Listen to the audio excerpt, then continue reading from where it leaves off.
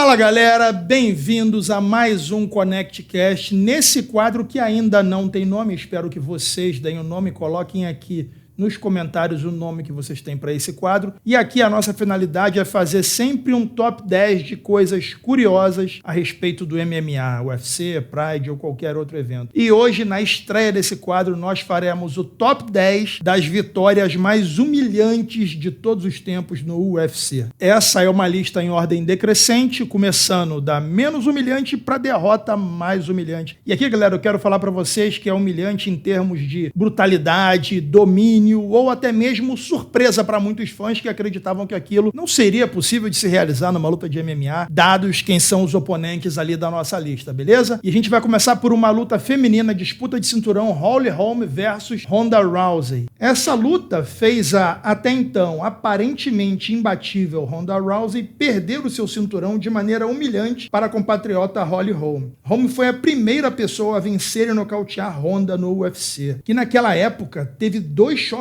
de realidade absurdos numa mesma luta. O primeiro choque é que ela não era tão boa de boxe quanto seu técnico dizia para ela. Chegou a dizer em um dado momento que a Ronda seria capaz de vencer o campeão mundial de boxe Floyd Mayweather num confronto de boxe. E o segundo choque foi que ele a convenceu que ela era boa de boxe a ponto de lutar e trocar em pé contra a Holly Holm, que estava no nível de precisão assustador naquela noite. Só para que vocês tenham uma ideia, dos 38 golpes lançados por Holm ao longo da luta, todos foram considerados golpes significativos. E dos 38 golpes, 29 golpes foram na cabeça. Depois dessa derrota, a Ronda nunca mais se reergueu e logo na sequência pegou a pedreira Amanda Leoa, que deu outra surra nela e a fez abandonar o MMA de vez. Acho que foi um daqueles traumas que fica difícil do lutador se recuperar. Galera, eu lembro que a época que assisti essa luta foi um choque porque eu mesmo acreditava que a Ronda venceria mais uma luta, que ela não seria capaz de vencer a Strike, a Holly Holm, e além de ter vencido, a maneira como venceu, o chute que finalizou a luta, foi chocante para todo mundo. Luta número 9, Jorge Masvidal versus Ben Askren. Ben Askren vinha pro UFC naquela época como uma promessa de wrestling, estreante no UFC, invicto no MMA até então, ele vinha de uma vitória na sua estreia contra o duríssimo Robbie Lawler, por estrangulamento, numa vitória que muitos atestam ter sido um erro do Herb Dean, porque alegam que o Robbie Lawler não havia apagado, mas isso é conversa para outro vídeo. Nesse vídeo eu quero retratar para vocês o quão bizarra foi essa vitória, que nos deu ali a oportunidade de ver o Masvidal no seu estilo maloqueiro, antes de começar a luta, mostrando ingenuidade, braços para trás, e quando a luta começou, galera, foi uma luta de 5 segundos. 5 segundos dos quais, assim que Masvidal parte para cima, Ben Askren faz o que o seu corpo está acostumado a fazer ao longo de muito tempo, que é voar para agarrar e aplicar o seu wrestling. Só que ele não contava com uma voadora, na verdade, numa joelhada voadora aplicada pelo Masvidal, que levou essa luta a ser o nocaute mais rápido da história do UFC. Então, o top 9 da nossa lista é Jorge Masvidal versus Ben Askren. Luta número 8, Júnior Cigano dos Santos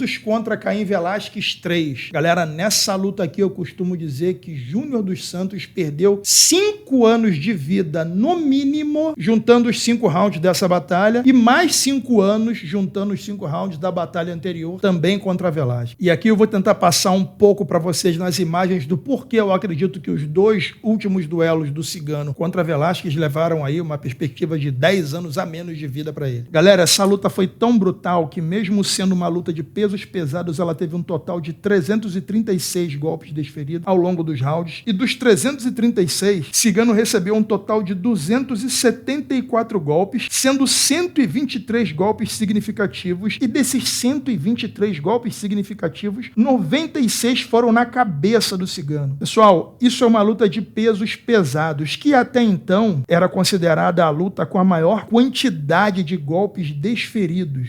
A gente está falando de uma luta de pesos pesados onde não é normal uma quantidade de golpes tão grande, porque um golpe já pode levar a nocaute, e talvez até hoje, se vocês puderem conferir aí, esse recorde não tenha sido quebrado, porque fica difícil imaginar qual será o peso pesado que vai receber mais 123 golpes significativos numa luta de pesos pesados e vai continuar em pé. Galera, eu não sei se algum peso pesado já quebrou esse recorde do Caim Velasquez de golpes desferidos numa mesma luta, mas eu acho difícil, porque suportar o que o Cigano suportou, talvez não haja haja outro ser humano a suportar nessa categoria de peso. O Cigano é um daqueles casos onde o cara é tão duro, tão bom, que chega a ser ruim para a saúde dele próprio. Luta número 7, Anderson Silva versus Rich Franklin. Galera, essa luta aqui, ela é especial porque aqui o UFC era apresentado a um nível de luta que até então não era conhecido na franquia. Eu digo não era conhecido porque Anderson Silva era um estreante no UFC, apesar do seu longo histórico de lutas no Pride, Cage Rage, etc. E na sua segunda luta no evento já enfrentava o campeão da franquia à época, Rich Franklin. A diferença de níveis entre esses dois foi algo tão bizarro, mas tão bizarro, que eu acho que nem Dana, nem os Fertitta, nem o próprio Rich Franklin esperavam uma surra dessa categoria.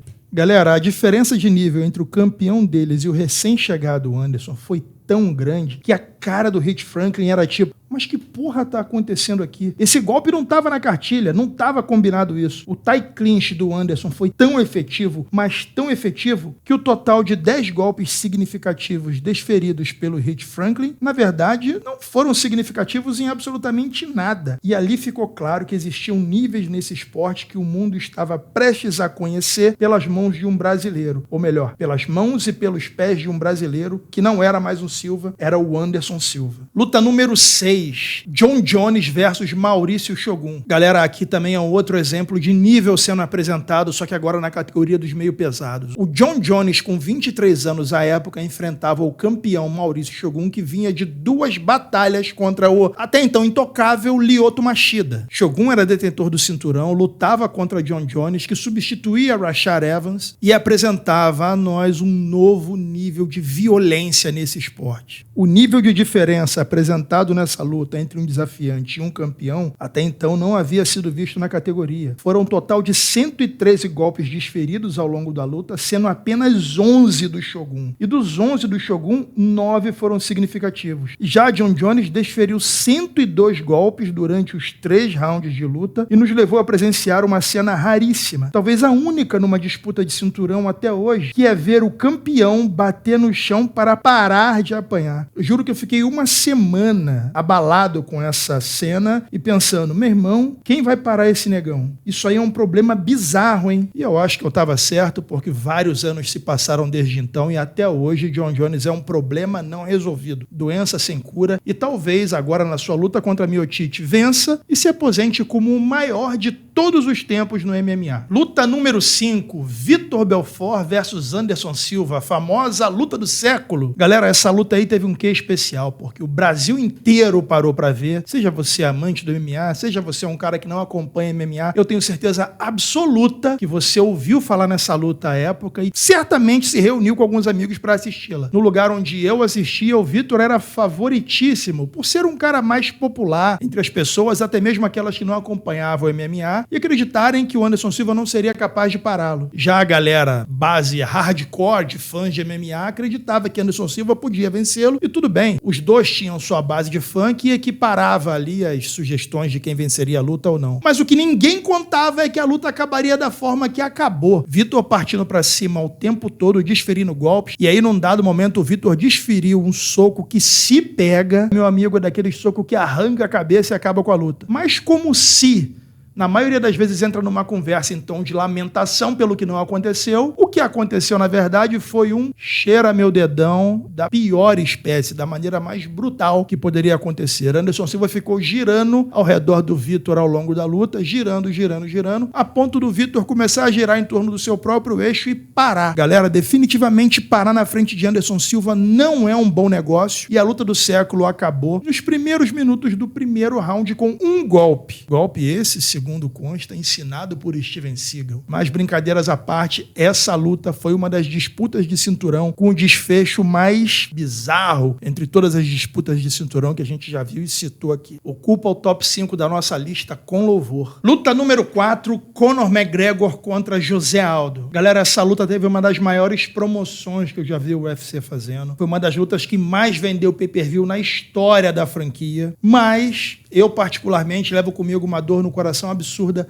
porque a minha torcida era totalmente para José Aldo e eu nem nos meus piores sonhos acreditava que essa luta acabaria como acabou. Para a maioria dos fãs de MMA, José Aldo, que é o maior peso-pena do mundo até hoje, seria franco favorito e venceria a luta sem maiores dificuldades, visto que Conor era tido por muitos como a versão irlandesa do Chael Sonnen. Mas a realidade é que esse cara nunca foi a versão irlandesa do Chael Sonnen. Ele era um cara que falava que faria, enquanto era competitivo e atlético, acabava fazendo o que prometia. Ele prometeu nocautear José Aldo no primeiro round, conseguiu fazer. Aos 13 segundos da luta, José Aldo, ao desferir o seu primeiro golpe, foi surpreendido por um direto do Conor. Não sei se foi um direto ou um cruzado, isso aí, mas aos 13 segundos de luta, quando José Aldo partiu para cima e até acertou o rosto do Conor, foi surpreendido por um contragolpe que nos mostrou uma capacidade de assimilar distância, timing e precisão raríssimas num atleta de MMA. Ali o mundo conhecia de fato o tamanho do potencial desse monstro que se tornou Conor McGregor, que vai figurar mais uma vez na nossa lista, só você esperar aí. No nosso top 3, Paulo Costa versus Israel Adesanya. Essa luta ficou conhecida como a luta da sarrada, porque houve muita provocação por parte do Borrachinha, fizeram live um com o outro, Borrachinha mostrando o abdômen, provocação, Borrachinha na encarada dando uma faixa branca pro Adesanya tomando a faixa da mão dele, enfim, entre várias provocações, na hora da verdade, o que a gente viu foi um monólogo por parte do Israel Adesanya. Essa luta teve um total de 67 golpes lançados, sendo 55 só do Adesanya. Significa dizer que 71% de todos os golpes desferidos durante os 9 minutos de luta foram do Adesanya. Só não foram menos porque o Borrachinha praticamente não lutou. E por que digo que não foram menos? Porque assim que o Borrachinha resolveu atacar, partir para a luta, tomar a iniciativa, ele sucumbiu ao Adesanya e mostrou que chegou talvez antes do tempo que deveria ter chegado a uma disputa de cinturão. A diferença técnica e de presença de ambos era absurda. E nesse episódio, logo após ele tomar a iniciativa e encurtar a distância, foi brutalmente surpreendido por um contra-ataque do Adesanya que o levou a nocaute e culminou numa sarrada inédita até hoje no MMA, com direito a breakdance logo após a sarrada, que levou isso a gerar uma série de memes, piadas e, enfim, zoações para o Borrachinha, que é um cara provocador, que gosta de redes sociais, mas que não contava com esse tipo de luta, acredito eu, com esse tipo de desfecho. Número 2, Conor McGregor versus Ed Álvares. Essa, para mim, é a maior masterclass de distância, timing e precisão da história do MMA. E por que eu digo que talvez seja a maior da história do MMA? Porque ali a gente viu um Conor que usou a mão direita à frente como uma balança, uma espécie de balizador do que poderia ser feito na luta, porque ele ditou todos os movimentos do Ed Álvares, que eu acho que ficou tão impressionado que a cada vez que se aproximava da linha determinada por Conor, era golpeado, e golpeado com uma precisão e com um timing que teve gente que olhou e falou, nossa, isso só pode ser armado. Ali nós vimos que Conor McGregor de fato não venceu José Aldo por sorte, e mais uma vez esse cara mostrava que os limites conhecidos para o sucesso no MMA não significavam muito para ele. Para mim, essa luta marca uma história no MMA, junto com a luta que vem a seguir como as duas maiores surras que nós já vimos na história do evento de maneira humilhante. A próxima luta, que junto com McGregor versus Álvares é, para mim, a maior demonstração de domínio e diferença de níveis, é Anderson Silva versus Forrest Griffin. Aqui a gente viu o Anderson Silva simplesmente subir de categoria, chegar para a luta, feliz, e determinar o seguinte, 5 minutinhos aqui sem perder a amizade. Vem, mas vem tranquilo. Anderson Silva simplesmente bateu de todas as formas que quis, levou a knockdown com golpes precisos, pediu para levantar e apanhar um pouquinho mais, bateu um pouquinho mais e no final das contas acabou nocauteando, andando para trás com um jab. Como que o cara nocauteia alguém andando para trás e dando um jab? Galera, aqui a gente viu que o ex-campeão dos meio pesados, Forrest Griffin, com todas as credenciais que possuía, já tendo vencido inclusive Maurício Shogun, não está no nível que Anderson Silva colocava o sarrafo desse esporte. Eu acho que todo mundo aqui tem noção que o John Jones é o cara mais perigoso desse game, isso é quase que incontestável. Mas Anderson Silva quase fazia chover dentro do octógono de tão mágicas que eram as suas apresentações. Ele hoje, de acordo com a nossa redação do Connect Cash, carrega o título de vencedor da vitória mais humilhante entre todas as vitórias já ocorridas dentro do UFC. Galera, além dessas 10 vitórias mais humilhantes, a gente preparou uma faixa bônus que leva a uma vitória recente de Alex Poatan, que não deixa de ser uma vitória um tanto quanto humilhante, dado tudo que foi discutido antes, tudo que foi apresentado pelo seu oponente na coletiva de imprensa e o resultado. Vimos um homem lutar praticamente com apenas um lado do corpo, que foi o lado esquerdo, e rapidamente levar a nocaute o seu desafiante da maneira mais simples, rápida e eficaz possível. Essa foi a luta de Alex Poatan no UFC 300 contra Jamal Hill, que é a nossa faixa bônus desse quadro do ConnectCast. Me diz você, faltou alguma luta na lista? Concorda com todas? Comenta aqui e não esquece de deixar o seu like para que a gente possa melhorar esse quadro, que ainda não tem nome e conta com você para nomear aqui os top 10 de cada um dos tópicos que a gente vai lançar semanalmente no ConnectCast. Beleza, galera? Forte abraço.